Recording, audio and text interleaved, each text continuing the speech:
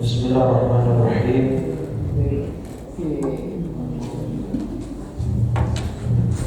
Assalamualaikum warahmatullahi wabarakatuh. Alhamdulillah, salatu wassalamu ala rasulillah Sayyidina Muhammad ibn Abdullah wa ala alihi wa sahbihi wa mawala wa la hawla wa la quwwata illa billah. Subhanaka la ilma lana illa ma 'allamtana innaka antal alimul hakim.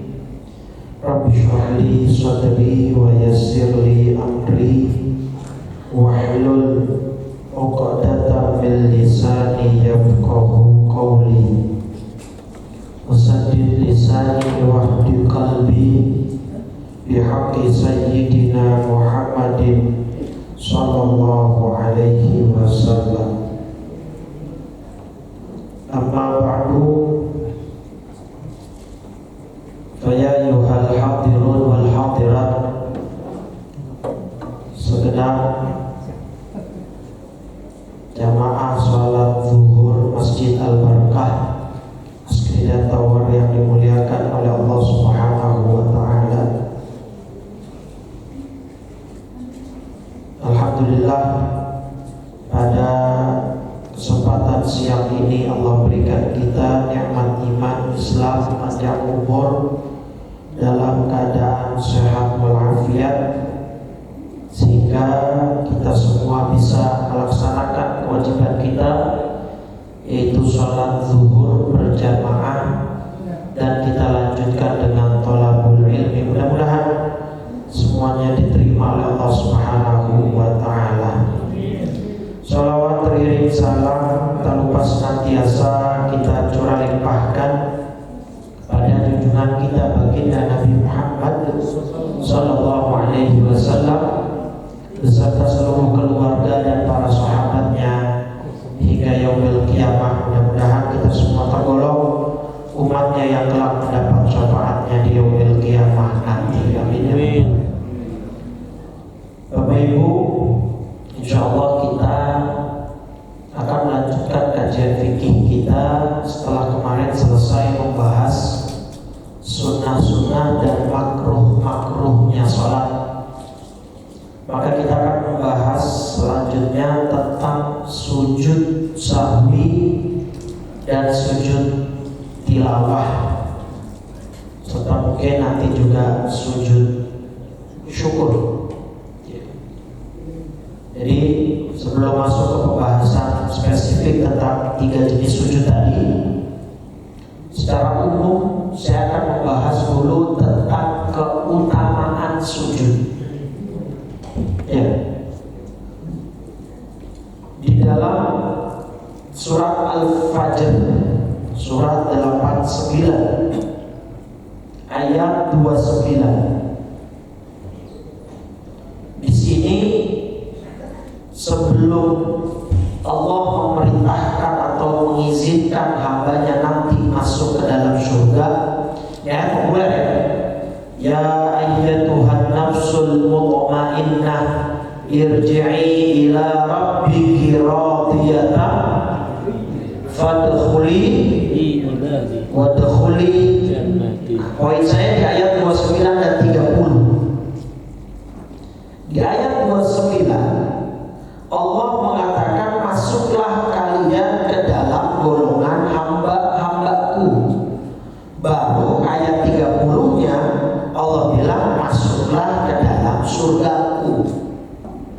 Jadi secara tidak langsung ini Allah mengisyaratkan seperti bahwa masuk ke dalam surga syaratnya harus punya identitas dulu, atau harus masuk dulu ke dalam deretan golongan hambanya Allah.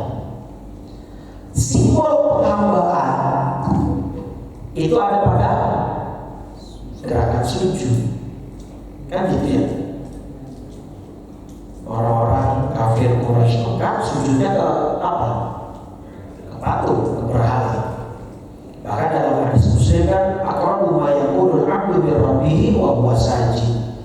Posisi terdekat seorang hamba kepada Tuhannya, kepada Allah, posisinya kapan? Pasti sujud. Jadi sujud itu simbol penghambaan kan? Makanya Fir'aun atau raja-raja dulu menyuruh para, bahkan nggak mesti raja dulu ya, kalau nggak salah raja Thailand sekarang itu pernah lihat nggak liputan-liputannya? Itu raja-raja Thailand sekarang, raja Thailand yang sekarang itu punya kebijakan selirnya terus semua prajuritnya itu kalau dia lewat semuanya harus dalam keadaan telungkup, itu kayak seperti sujud. Jadi kan sujud itu simbol penghambaan. Jadi kata ulama dari ayat ini Pak, orang kalau mau masuk surga harus dapat identitas dulu. Yang layaknya kita masuk negara orang kan harus dapat visa supaya kita punya atau paspor lah. Paspor kita punya identitas, kemudian distempel visa, lalu kita bisa masuk ke dalam negara tersebut. Maka kalau kita mau masuk ke wadkhuli jannati, sebelumnya jadi dulu golongan hamba-hambanya Allah. Dan bisa jadi hambanya Allah kalau beriman kepadanya dan juga diimplementasikan dengan simbol gerakan sujud. Nah, itu satu. Ayat kedua, memang di antara tanda surat 40 berapa ya, surat ayatnya sama, ayat 29, tapi suratnya Al-Fatihah surat 48 ayat terakhir. Nah, di sini kan Muhammadur Rasulullah walladzina ma'ahu asyidda'u 'alal kuffari ruhama'u bainahum. Di sifat Nabi Muhammad ini tarahum ruk'an sujjadan yabtaghuna fadlan minallahi wa ridwana. Nah, ini simahum fi wujuhihim min atharis sujud. Nah, kamu bisa melihat pada wajah mereka tampak tanda-tanda bekas sujud. Jadi di antara memang besok yang dapat rahmat, dapat syafaat, dapat kemuliaan adalah orang yang di dalam wajahnya ada tanda. Apa yang dimaksud tanda bekas sujud? Tanda bekas sujud maksudnya apa? Di wajah mereka tampak bekas sujud. Ulama ada dua pendapat.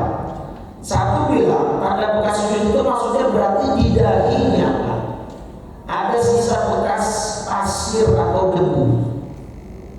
Karena di zaman Nabi kan masjid kan belum jangan ada karpet. Di bawah karpet ini apa? Lantai. Atau jangan kan bahkan bukan lantai, bawahnya langsung lantai apa? Peluran gitu ya, apa? Belum. Dulu Nabi ya beralaskan tanah langsung. Jadi begitu orang banyak sujud, berarti begitu dia bangun dari sujud, di jidatnya banyak apa? Pasir atau tanah, berarti tanda dia banyak sujud. Atau yang kedua, bahwa wajahnya itu terlihat bercahaya. Bukan, yang kedua kantuk dulu. Ngantuk gitu Pak. Berarti kalau ada orang suka ngantuk kan, semalam nanti sujudnya banyak. Nah itu usul-usulannya begitu.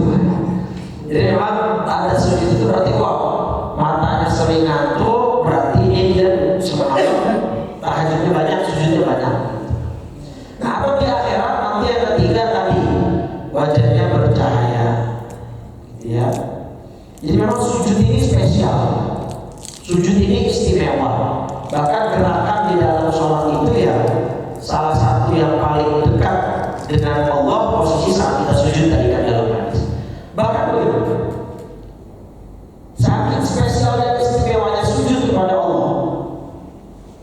Sayyidina Umar bin Khattab itu Sayyidina Umar wafatnya meninggalnya dengan kronologi seperti apa? Atau dengan cara bagaimana wafatnya Sayyidina Umar? Umar bin Khattab itu wafatnya saat apa atau bagaimana cara wafatnya beliau? Saat sholat. Berarti apa yang caranya? Dibunuh, ditusuk. Saat sholat ditusuk, dibunuh. Yang bunuh siapa? Pelakunya. Bukan. Lu. Namanya lu. Ya, namanya lu. Al-khabith. Nah, ketika Sayyidina Umar tahu yang bunuh ini adalah si Lulu, Sayyidina Umar malah alhamdulillah Pak. Jadi ada momen begitu ditusuk ada langsung meninggal, mungkin daging dulu, berdarah dulu tapi masih bisa sadar. Ditanya siapa tadi yang melakukan penusukan? Lulu al-Khabith. Oh, alhamdulillah alladzi ja'ala mitani ala yadi rajulin lam yasjud lillahi sajdatan. Poin saya di kalimat Sayyidina Umar, lam yasjud lillahi sajdatan. Nah, apa kata Sayyidina Umar ketika tahu yang membunuh dia adalah Lu'lu'? Saya bersyukur kepada Allah karena Allah mentakdirkan nyawa saya itu direkam atau diambil oleh orang yang tidak pernah sujud sekalipun kepada Allah. Paham? Karena Lu'lu' ini orang kafir, musyrik. Jadi Sayyidina Umar bersyukur karena yang membunuh dia orang yang tidak pernah. Kata ulama dalam menafsirkan kalam Ibnu Umar bin Khattab ini, kenapa kok Sayyidina Umar sampai bersyukur? Karena kalau yang membunuh beliau adalah orang yang pernah sujud kepada Allah, besok di akhirat Sayyidina Umar suka untuk menuntut pembunuhnya. Kenapa? Karena dia pernah sujud kepada Allah. Tapi karena yang membunuh dia tidak pernah sujud, Sayyidina Umar bersyukur. Berarti nanti di akhirat beliau akan bebas untuk menuntut si Lu'lu' ini yang membunuh. Jadi Sayyidina Umar sangat memposisikan orang yang pernah sujud itu mulia, gitu loh. Jadi makanya ketika Umar bin Khattab tahu yang membunuh beliau adalah orang yang nggak pernah sujud, maka beliau bersyukur. Berarti sujud ini ibadah spesial. Nah, terus ini ada dalam hadis Sahih Muslim. Di hadis nomor 489. Ini catatan betul hadis ini, Pak. Ya, ini cerita hadis ini. Tapi pendek, singkat, padat. Ada sahabat namanya Rabi'ah bin Ka'ab al-Aslami. Siapa namanya? Rabi'ah bin Ka'ab al-Aslami. Suatu ketika kata beliau, jadi Rabi'ah lagi cerita tadi, kuntu abitu ma'a Rasulillah, hadis Muslim 489.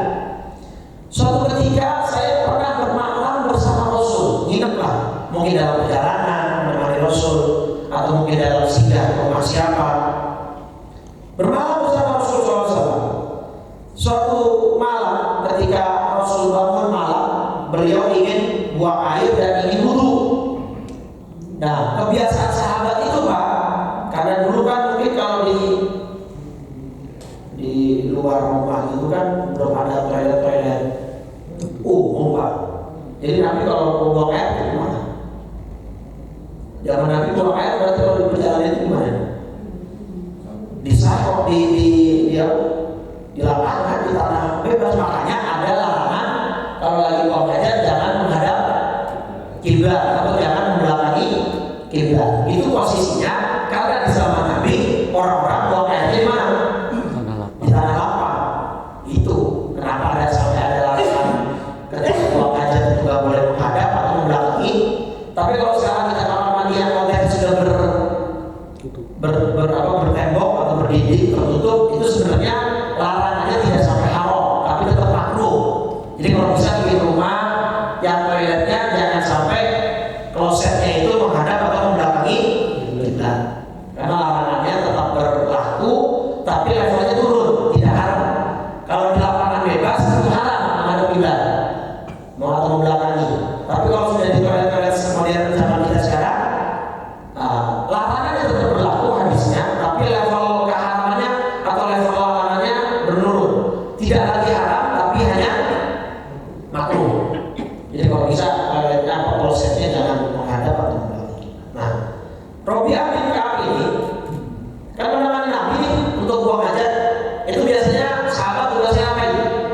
menutupi Nabi saat buang hajat dan membawakan air untuk Nabi istinja dan wudhu nantinya.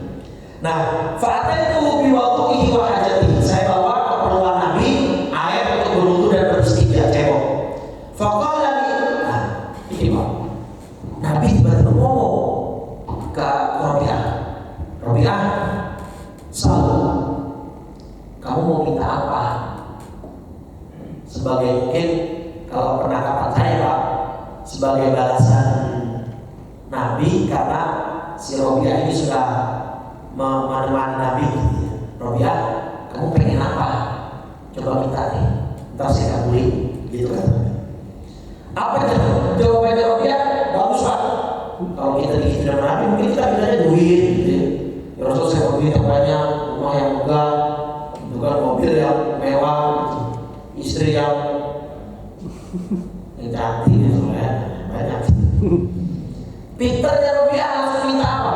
As'aluka murafaqataka fil jannah. Ya Rasul, saya pengen menjadi temanmu besok di surga. Cerdasnya Robi'ah, ada satu kesempatan doa langsung Nabi yang mendoakan, minta kepada Nabi langsung Nabi akan doakan dan tidak disia-siakan oleh Robi'ah. Ya Rasul, saya pengen menjadi temanmu atau menemanimu besok di surga. Kata Nabi, apa yang tadi? Ada yang lain nggak? Ditawarin lagi Pak sama Nabi. Ada yang lain nggak? Yang itu oke saya terima. Tapi ada tambahan nggak? Kultu huwa dzaka. Permintaan saya cuma itu ya Rasul. Ya Allah, itu cerdas Pak. Visioner. Jadi nggak cuma dunia doang, pikiran langsung minta. Nah kalau udah minta nemenin Nabi di surga, berarti dua hal yang dia amankan, yang dia garansikan, pasti masuk surga dan pasti surganya level yang paling tinggi sama Nabi. Terus kata Nabi, ada lagi nggak permintaanmu yang lain? Nggak ada yang Rasul dan berarti cukup. Nah perhatikan jawaban Nabi Pak. Ya di hadis ini, fa'inni ala nafsika bikathratis sujud. Robi'ah, tolong saya untuk membantu mengabulkan doamu dengan engkau memperbanyak sujud. Berarti Nabi mungkin notice juga nih Pak, ini permintaan bukan permintaan yang mudah. Harus ada effort juga dari yang minta. Saya bakal kabulin, saya bakal mintakan kepada Allah, tapi bantu saya juga untuk mengabulkan permintaanmu tadi itu dengan kamu perbanyak sujud. Berarti reaksinya apa? Kesimpulan yang bisa kita ambil, orang yang banyak sujud bisa menjadi teman Nabi di surga. Nah sekarang kita definisikan Pak, kategori banyak sujud itu apa berarti? Banyak sholat, udah pasti itu. Banyak sholat, berarti kan ketika banyak sholat banyak sujud. Berarti kan sunnah ya. Kalau sholat yang 5 waktu kan sudah pakem tuh, nggak bisa berubah, semua sama. Berarti kita fastabiqul khairatnya, berlomba dalam kebaikannya di dalam sholat sunnahnya. Atau di sholat fardu tapi dengan sujud tilawah. Nah, pernah saya singgung kan Pak? Nih hadis Sahih Muslim juga Pak. Di hadis 880, sholat subuhnya Nabi, nih ya, dari hadis Abu Hurairah, riwayat Sahih Muslim, nomor hadis 880. Nabi bersabda, Abu Hurairah menceritakan, an Abi Hurairah dari Abu Hurairah, anna Nabi sallallahu alaihi wasallam kana yaqra'u fi subhi yaumul Jum'ah. Nabi ketika hari Jumat di waktu sholat subuh itu bacanya Alif Lam Mim Sajadah surat ke-32 dan surat Al-Insan, hal ata 'alal insani hinun minad dahr. Nah, kalau kita menghidupkan sunnah ini Pak, ini sudah jarang diamalkan. Kalau kita menghidupkan sunnah ini, berarti setiap pekan sholat subuh kita di hari Jumat sujudnya nambah nggak berarti? Paham ya? Surat As-Sajadah surat 32. Kan gini, saya ulang nih. Tadi Robi'ah sahabat Rabi'ah al-Aslami itu minta sama Nabi supaya dekat sama Nabi di surga. Nabi kemudian bilang, ya sudah, saya kabulin, tapi bantu saya untuk mengabulkan permintaanmu itu dengan memperbanyak sujud. Tadi saya bilang, saya tanya, apa definisi banyak sujud? Banyak sholat. Banyak sholat itu berarti kan sholat sunnahnya. Karena kalau sholat fardu sudah segitu. Tapi sholat fardu juga bisa nambah sujud. Yaitu tadi kita menghidupkan sunnah Nabi di hari Jumat sholat subuh dengan membaca surat As-Sajdah, Alif Lam Mim Sajdah. Nanti di ayat ke-15 ini ada ayat Sajdah.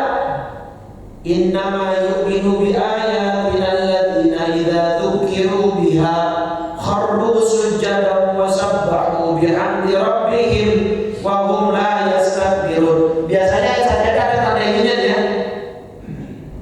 Bentuknya memang beda-beda di setiap mushaf, tapi biasanya ada tanda kayak lambang sejadah. Itu gimana urutannya Pak dalam sholat subuh berarti nanti? Sujudnya dia ada berapa kali? 5. Sholat subuh berapa rakaat? 2. 1 rakaat berapa kali sujud? 2. Berarti kan sudah pasti 4. Tambah dengan sholat sujud sajadahnya, jadi tambah 1, jadi berapa total? 5. Urutannya gimana? Baca dari Allahu Akbar takbir ya.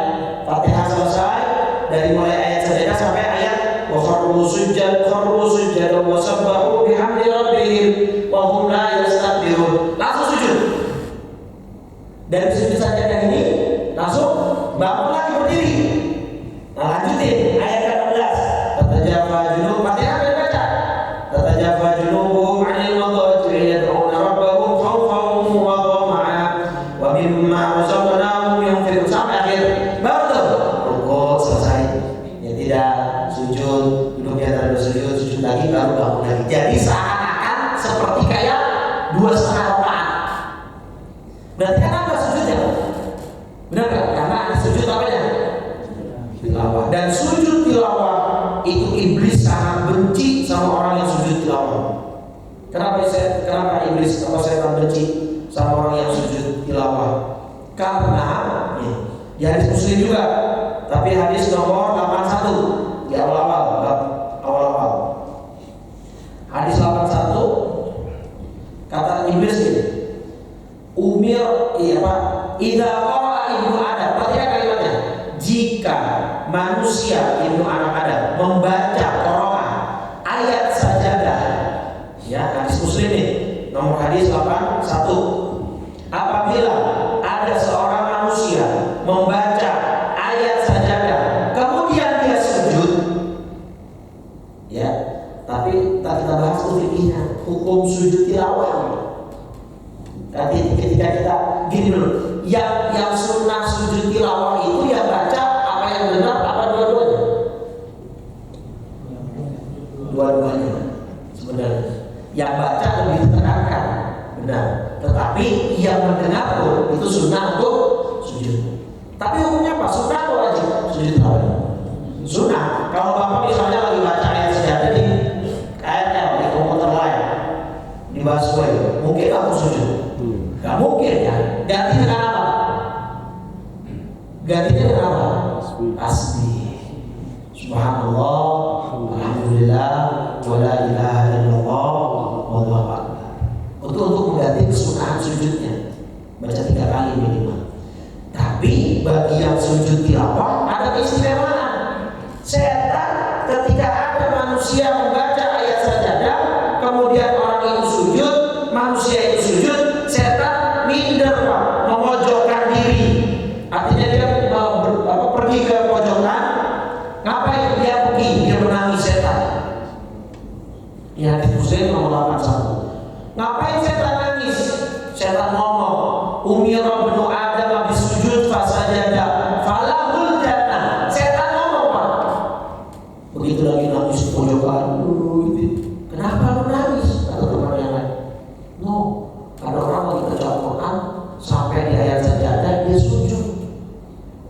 nangis dia, berarti usaha saya sia-sia godain dia. Kenapa? Falahul jannah, karena dia sujud dia bakal dapat surga. Padahal sujud tilawah hukumnya sunnah. Terus apa yang membuatku menangis? Wa umirtu bisujud, sedangkan saya diperintah sujud. Sujud kepada siapa?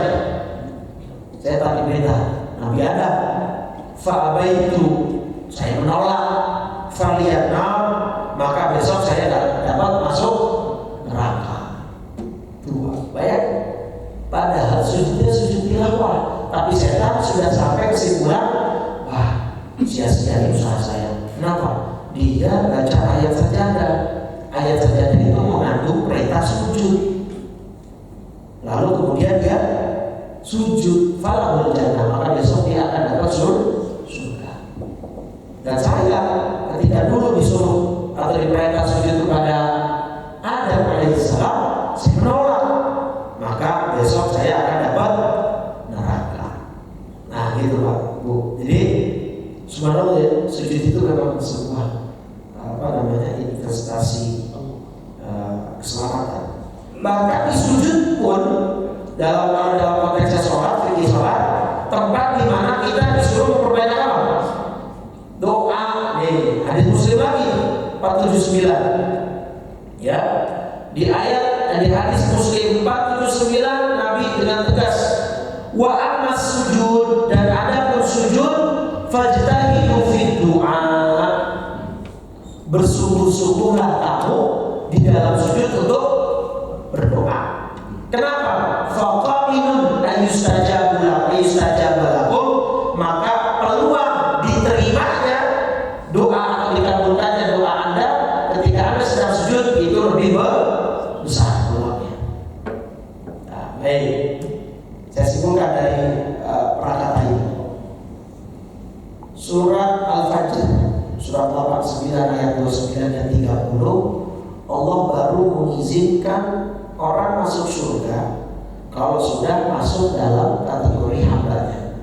Fadkhuli fi ibadi wadkhuli jannati. Masuklah kamu ke dalam golongan hambaku, baru masuklah ke dalam surga. Orang bisa dikategorikan sebagai hamba Allah kalau sujud. Nanti beriman dan sujud. Itu satu poin. Poin kedua, saking istimewanya sujud, Sayyidina Umar bin Khattab sangat bersyukur karena beliau meregang nyawa di tangan orang yang gak pernah sujud. Lu'lu' namanya. Poin ketiga, Rabi'ah al-Aslami tadi, Rabi'ah bin Ka'ab al-Aslami saat menemani Nabi di suatu malam untuk membawakan air wudhu dan air buang hajatnya Nabi, meminta kepada Nabi karena memang disuruh oleh Nabi untuk meminta untuk menemani Nabi di surga. Apa jawaban Nabi tadi? Maka bantulah aku untuk memenuhi permintaanmu dengan memperbanyak sujud. Poin keempat, kategori memperbanyak sujud berarti tadi kita sepakati perbanyak sholat sunnah atau perbanyak sholat apa namanya sunnah Nabi seperti sujud tilawah di dalam subuh hari Jumat. Kalau di masjid tempat rumah saya dan zaman saya lahir Pak, sampai sekarang saya punya anak 4, itu masih alhamdulillah istiqomah melaksanakan pembacaan surat As-Sajdah dan surat Al-Insan di subuh hari Jumat. Di masjid Buncit saya mengisi juga di setiap bulan Jumat subuh, itu juga mereka pakai sujud tilawah di subuh hari Jumat. Sunda Kelapa setahu saya juga masih pakai subuh. Jadi teman kan panjang tuh suratnya Pak, surat As-Sajdah dan surat Al-Insan. Ada 2 tips kalau memang masjid sekitar rumah Bapak mengusulkan untuk mengamalkan sunnah ini, karena hadisnya sahih Muslim. Ini termasuk sunnah yang banyak sudah dilupakan ya ini. Caranya 2, 1, berikan dulu edukasinya ke jamaah dalam kajian taklim begini, Pak, masjid kita mulai Jumat besok akan mengamalkan sunnah Nabi yang sudah lupa. Banyak orang melupakan. Itu apa? Bacanya agak panjang nanti Pak, dan akan ada sujud tilawahnya. Ajarkan dulu teknisnya supaya nanti begitu Jumat subuh sudah mau dilaksanakan orang nggak bingung. Kalau orang belum tahu, kok ini habis selesai baca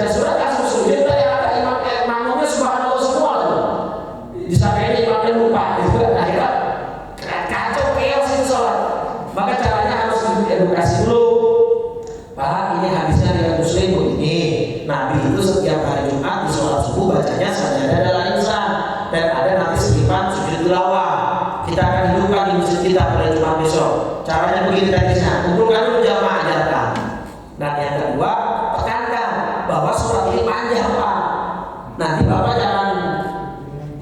jangan kalau bahasa kita kabur di dalam hati itu gerutut kedumal gitu. Kasih tahu dulu dari awal, atau nanti imamnya edukasi. Jangan semua deh. Misalnya nanti ketika sudah sampai ayat ke-15, dan dari ayat ke-11 mungkin ambil aja 3 ayat atau 4 ayat, langsung rukuk, langsung. Al-Insannya juga mungkin diambil akhirnya doang atau awalnya doang, boleh. Ya daripada nggak diamalkan sama sekali sunnahnya. Nah itu Pak ya, 4 poin tadi menjadi gambaran bahwa sujud itu ibadah yang sangat amat spesial di dalam agama kita, karena ini sebagai simbol penghambaan kepada Allah Subhanahu wa Ta'ala. Mungkin kita tidak bisa masuk semua sujud. Kita masuk sujud sahwi dulu. Mungkin sujud tilawah dan sujud syukur kita akan bahas di pertemuan selanjutnya. Nah, sujud sahwi itu ada 2 kali Pak. Posisinya sebelum atau setelah salam? sebelum Sujud sahwi sebelum salam atau setelah salam?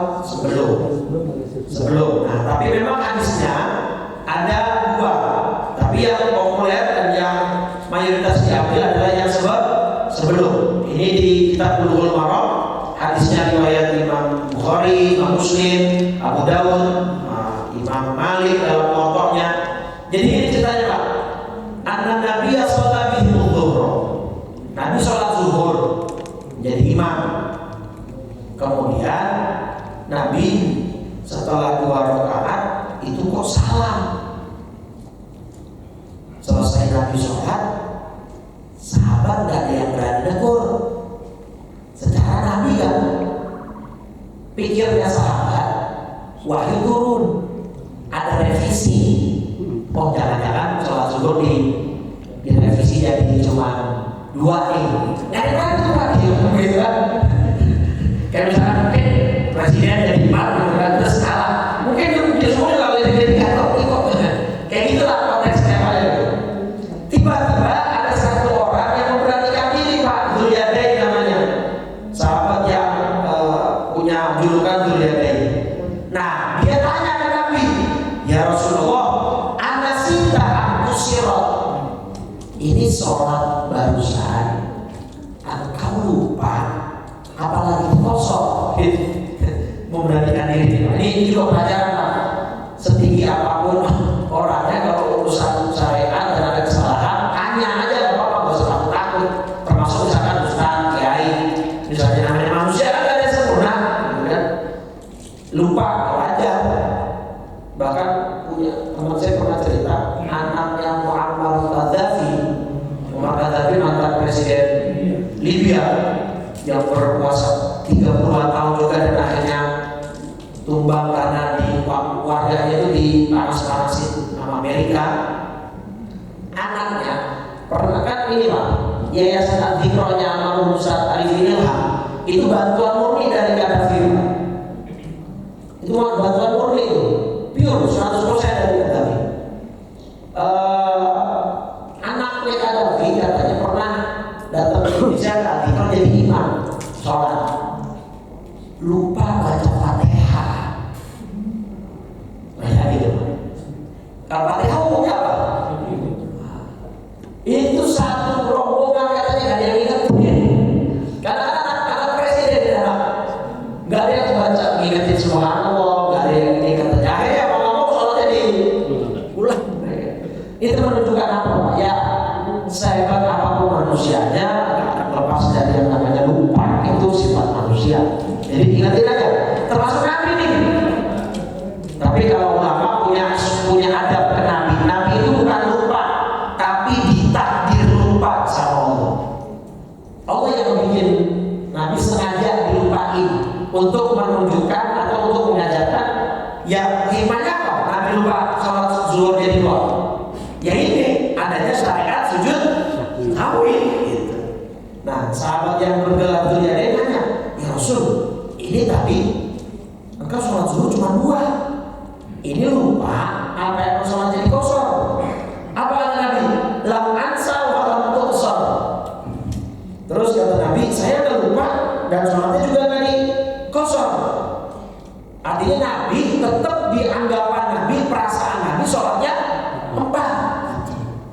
Terus sahabat yang lain, bala qad nasita, yang dikatakan Dzuliyadain benar ya Rasul, engkau cuma sholat 2 rakaat.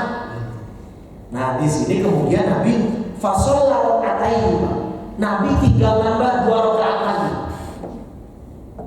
Coba kalau hitungan orang awam, Nabi kan udah ngomong kan? Kalau udah ngomong sholatnya harusnya mulai kan? Tapi Nabi enggak. Nabi cuma nambah sisanya. Tadi baru sholat 2, sisanya berapa? 2. Sholat rakaat ini. Kemudian Nabi sholat 2 rakaat. Kemudian Nabi sujud 2 kali. Ya, apa seperti sujudnya yang biasa. Nah, di sini ada 2 poin. Kata ulama berarti menunjukkan kalau Bapak setelah saya sholat, saya akan contoh gini Pak. Ada orang masuk bareng Bapak, ya, berarti kan Bapak sama dia sejajaran nih, samping-sampingnya masuk, misalnya masuk 2 rakaat, berarti kan harus nambah 2 ya. Begitu Bapak nambah 2, samping Bapak nambahnya antum. Nah, Bapak selesai sholat, ingat itu wajib. Pak, maaf, ketika Bapak datang bareng saya, kita baru gabung sama imam di rakaat ketiga, Bapak kurang 2. Nah, kalau dia pintar atau kalau dia sekedar pernah ngaji, dia nggak perlu ulang sholat, Pak. Apa yang harus dilakukan? Tinggal nambah 1. Ini dalilnya. Apalagi dia misalkan pergi, ya udah, nggak usah pakai ngomong, nggak usah pakai bahasa Bapak, dan dia langsung menyadari karena memang sudah diingatkan gitu ya. Dalam hati mungkin dia ngomong, tadi kan saya baru dia, ya benar. Itu tinggal naik lagi 1 rakaat, lama selesai. Tinggal nanti ditambah dengan sujud sahwi gitu. Nah ini jadi ya takdir semacam ini yang Allah berikan kepada Nabi, ada hikmahnya untuk memberikan syariat kepada umatnya. Ya, nah Ubaidillah salam sesaat sebelum salam sujud sahwi itu, ya yusanani ya hadiah Fatihah. Kalau dalam fikih Syafi'i disunahkan karena 4 hal. Jadi ada 4 hal yang menyebabkan sunnah sujud sahwi. Satu, meninggalkan sebagian sunnah-sunnah sholat, ya seperti lupa kunut. Kalau dalam Syafi'i itu sebenarnya sunnah sujud sahwi, karena kunut dalam mazhab Syafi'i dan Maliki itu sunnah. Dan mengerjakan sesuatu yang kalau dikerjakan secara sengaja batal tapi dia lupa. Apa contohnya Pak? Sujud 3 kali dalam 1 rakaat, sujudnya kalau sengaja batal karena menambah rukun. Tapi ini lupa. Tapi begitu kita dapat sholat, kayaknya tadi saya sholat 3 kali nih. Nah, untuk menambah kelebihan tadi, di akhir nanti sebelum salam lakukan sujud sahwi, karena dia melakukan suatu perbuatan yang kalau dilakukan sengaja batal, tapi karena dia lupa tidak batal, tapi ditambah dengan sujud sahwi. Yang ketiga, hal yang membuat kita sunnah untuk sujud sahwi apa? Memindahkan rukun qauli ke tempat yang bukannya, ke tempat yang bukan tempatnya. Contoh, rukun qauli itu apa? Baca Fatihah misalnya. Kan rukun ya, rukun ucapan. Qauli ucapan, rukun yang berupa ucapan. Contohnya sujud sahwi. Sujud sahwi. Fatihah. Nah, dia baca Fatihah malah pas lagi sujud. Pas lagi sujud Allahu Akbar. Nah, ya ini kan kok baca Fatihah saking ngantuk ya kali ya, atau saking nggak konsennya. Nah, baca Fatihah pas sujud berarti kan dia memindahkan rukun ucapan ke yang bukan tempatnya. Nah, udah nggak apa-apa, nggak batal sholatnya, jangan lupa.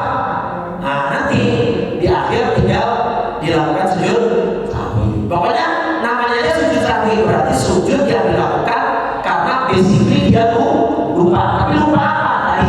Lupa menghidupkan sunnah, lupa mengerjakan perbuatan yang kalau dilakukan sengaja batal, dan yang ketiga lupa memindahkan rukun ucapan ke yang bukan tempatnya. Atau yang keempat tadi lupa melakukan rukun tambahan sholat, kayak sholat 2 atau 3 nih ya, nambah rukun atau nambah rakaat, nambah rukun berarti 2 atau 3 atau 4. Nah itu ambil yang paling sedikit. Walaupun faktualnya dia ternyata sholatnya lebih, sholat zuhur 4, dia lupa di rakaat keempat ini 3 atau 4, tetap ambilnya 3. Kalau misalkan sendiri, kalau ada makmum kan ada mengingatkan nanti kan subhanallah ketika dia berdiri. Dan misalkan dia sendiri, ya sudah ambil yang agak dari sholat ketiga, tinggal ada 1. Berarti kan secara faktual dia sholat zuhurnya berapa rakaat? Secara faktual 5. Tapi anggapan dia karena dia tadi ragu antara 3 atau 4, dia kan ambilnya 3. Berarti kan secara faktualnya 5, tapi anggapan dia 4. Nah, di situ karena dia ada kelupaan, di situ kelalaian, maka ditambahnya dengan sujud sahwi. Bacanya apa sujud sahwi bacanya? Di hadis Nabi gak pernah ada, gak ada. Nabi juga ketika ada di hadisnya sujud sahwi, sahabat nanya, cuma ini formulasi dari ulama. Sebenarnya kan baca tasbih saat ruku, saat sujud, hukumnya apa? Sunnah. Ada orang ruku sujud gak baca tasbih, sah gak salahnya? Ya sah. Maka sujud sahwi pun gak baca tasbih juga sebenarnya gak ada masalah. Cuma ulama memformulasikan bacanya apa? Subhana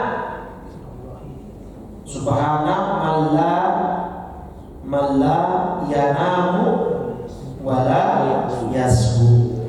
Apa artinya? Maha suci Allah, zat yang tidak pernah tidur dan tidak pernah lupa. Jadi informasi dari ulama. Saya nggak tahu saya baca tasbih sujud biasa aja, subhanallah atau subhana rabbiyal a'la wa bihamdihi boleh. Gua nggak baca juga nggak masalah. Yang penting ukur untuk sujudnya bukan baca. Tapi ini yang diajarkan ulama. Baca seperti itu juga bagus kan. Baik, jelas ya Bapak Ibu. Itulah pembahasan kita siang ini tentang sujud, keutamaan sujud. Maka perbanyak sujud ayo.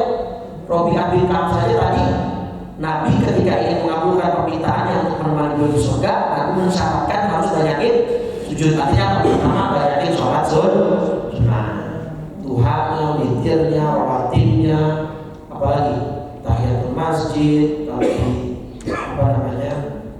di masjid, kemudian sholat sunnah tasbih, sholat sunnah apapun yang bisa kita lakukan perbanyak. Insya Allah seperti Rabi'ah juga kita besok bisa menemani Nabi di dalam surga karena memperbanyak sujud. Amin ya rabbal alamin. Baik, ada pertanyaan? Kita tutup. Ustaz, ya. Kalau yang tadi misalnya sujud sahwi itu kalau udah selesai sholat baru kita diingetin kalau udah 5 rakaat misalnya, kan kelebihan. Diingetin, tapi kita sebelumnya nggak sholat, nggak sujud sebelum salam. Iya. Nah, ulama bilang berarti boleh mengambil pendapat yang sujudnya setelah salam langsung kita sujud atau nggak usah sujud nggak apa-apa. Karena kan ini sujud sahwinya itu pun sendiri hukumnya sunnah, ya tidak wajib. Maka kalaupun kita ternyata sholatnya 5, ya sudah kalau sujud saja setelah salam. Karena ada ulama yang berpendapat demikian, kalau tidak sujud pun tidak masalah, sholatnya insya Allah tetap sah. Karena yang dianggap sebagai patokan itu adalah anggapan si musolli, anggapan orang sholat. Karena anggapan kita ragu adalah 3 atau 4, tadi kan hukumnya ambilnya sedikit. Nah, walaupun secara faktual dia ternyata 5 rakaat dan diingatkan setelah sholat, ya sujud saja, sujud sahwi setelah sholat ya masalah. Tapi kalau tidak sujud pun tidak masalah.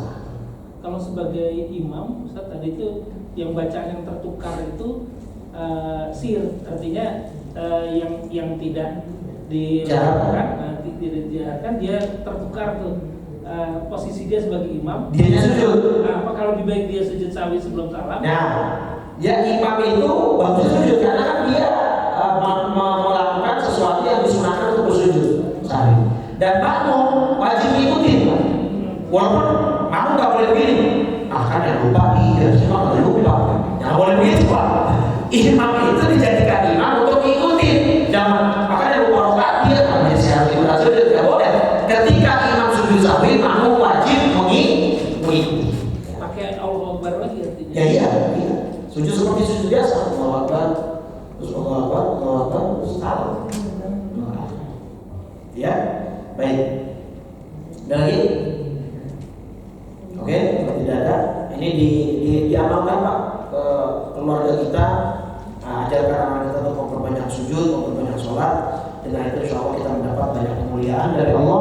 Dan terutama tadi seperti sahabat Rabi'ah bin Ka'ab, kita akan menemani Rasulullah di dalam surga. Amin ya rabbal alamin. tutup dengan 3 kali kalimat tauhid dan doa kafaratul majlis. Aqulu ma qultuhu ana wan nabiyyuna min qabli la ilaha illallah la ilaha illallah la ilaha illallah Muhammadur Rasulullah sallallahu alaihi wasallam kalimatu haqqin 'alaiha nahya 'alaiha al-maut wa biha nabata insyaallah ta'ala min al-aminin. Allahumma inna nas'aluka husnal khatimah wa na'udzubika min syarril 'aqibati wa su'il khatimah. Allahumma inna nas'aluka ridhaka wal jannah wa na'udzubika min sakhatika wan nar. Allahumma a'inna 'ala dzikrika wa syukrika wa husni ibadatika wa 'ala kathrati as-sujudi ilaika bi rahmatika ya arhamar rahimin. Rabbana atina fid dunya hasanah fil akhirati hasanah wa qina adzabannar. Sallallahu ala sayyidina Muhammadin wa ala alihi washabbihi wasallam. Walhamdulillahi rabbil alamin. Subhanakallahumma wa bihamdika asyhadu an la ilaha illa anta astaghfiruka wa atubu ilaik. Assalamualaikum warahmatullahi wabarakatuh. Waalaikumsalam.